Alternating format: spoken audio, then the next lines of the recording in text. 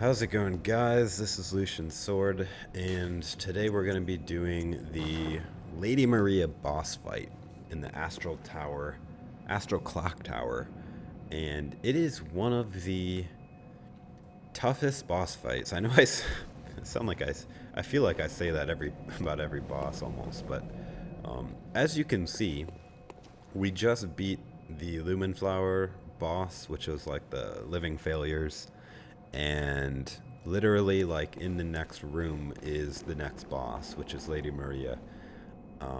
So let's go over some boss strategies. Unfortunately, there's no NPCs to summon to help us fight. Even if you're in the league, there's nothing here, and that's okay. We can beat her one-on-one. Once you know how to beat her, it's going to be a lot easier. So the best way to beat Lady Maria, I fought her many times, and this is how I finally beat her. You want to be very close to her and basically learn her timings. So when she raises up her katanas, usually she likes to hold them for a little while, especially if she raises up both. And you don't want to dodge too early because then she'll hit you right after you dodge, and that kind of sucks. So there's that attack, but basically you want to be dodging behind her and towards her, because if you're in front of her, almost all of her attacks are frontal base. Just imagine that she's only going to be poking you like so, and you just want to keep dodging behind her, and especially to her side if possible. And yeah, that's about all this fight is. But I should explain also that once she gets down to about, I don't know, 70% of her health, she plunges both of the katanas into her body and then pulls them out.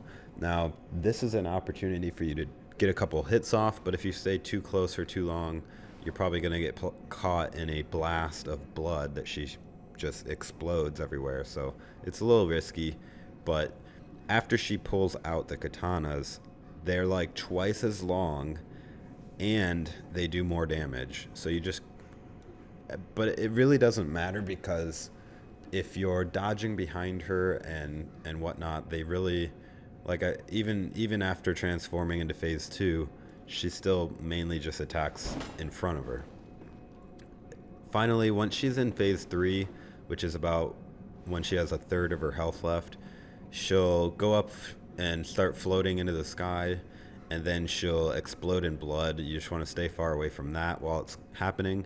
And then, probably in what is the coolest moveset I've ever seen in this game, she not only has longer reach and more powerful attacks, now every time she swings her katanas, they do like a spray of blood, followed by the blood bursting in flames in midair. And it looks awesome, definitely, but it also is pretty, it makes it a little trickier to dodge, because even if you're dodging behind her and stuff, the burst of flames kind of goes all around her and can sometimes mess you up.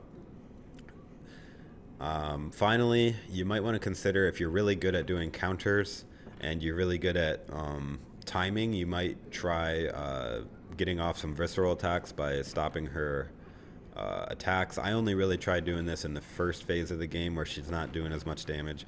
Once she gets into the second and third phases, I don't even mess with trying to counter her, because if you miss, you're probably going to die, because she'll do so much damage to you.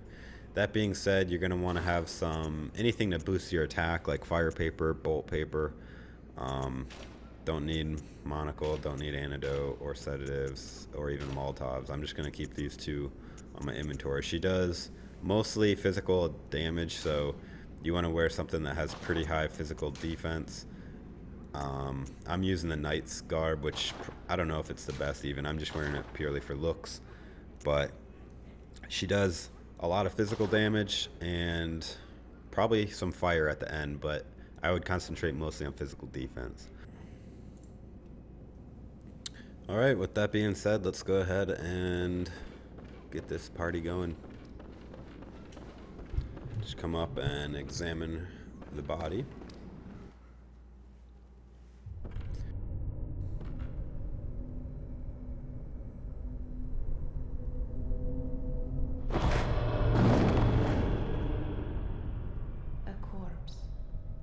be left well alone.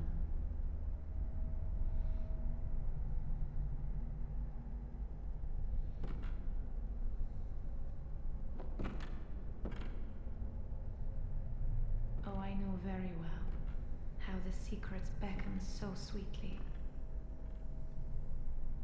Only an honest death will kill you now.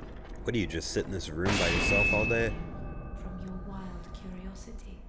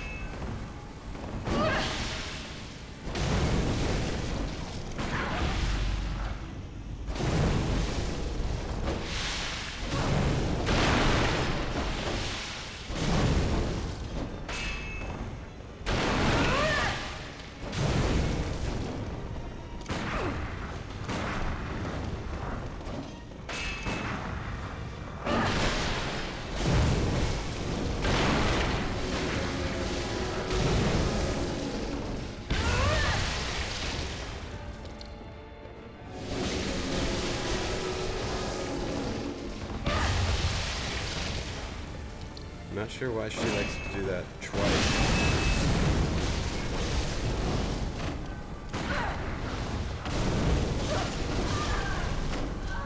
There you go, guys. Sometimes it's best if you just get her in a corner like that. Just remember to keep dodging behind her and you'll be good. Alright, so with Lady Maria dead, we can grab the celestial dial. Let's go ahead and light the lamp. And that's about it. We can go ahead and walk over here and hold the dial up. And that will make this giant clock tower do some cool maneuvering. I like to watch it back here.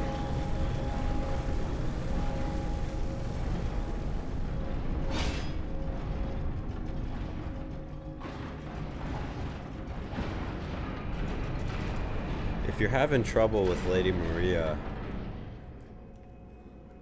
I would just suggest to keep practicing your dodging, but hopefully this video was educational for you guys.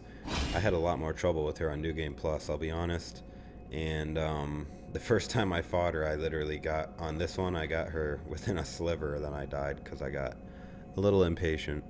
That's another big thing with her, is to just stay patient, only attack when you know you're going to get a hit without her being able to quickly retaliate. You want to only do safe hits and only heal when it's safe, if possible.